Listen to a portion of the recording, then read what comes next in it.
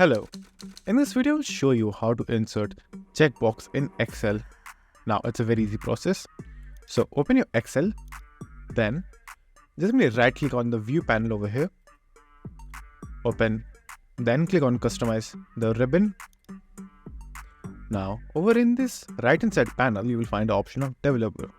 Click on this option, then hit OK. Now go to the developer option over here, and right over here you will have a new option called insert. Click on this option. Then right over here you will have the option of checkbox. Click on this option again. Now you will have to draw a small checkbox wherever you want to checkbox. So just simply drag and drop like this and you will have a checkbox. Now what you have to do is just simply zoom to your location. Now once you have your checkbox, place it correctly wherever you want to place it, like this.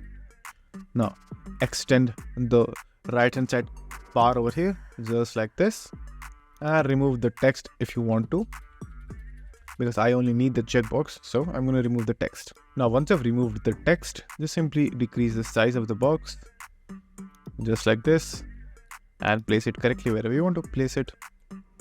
Now once you're done with that, just simply copy this to all the sections if you want to, like this and like this as well. And now you will have your checkbox. So let's say I want to check this box and this box, then this box.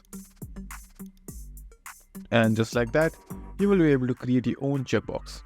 So that's it. If this video was helpful, please consider subscribing and liking the video.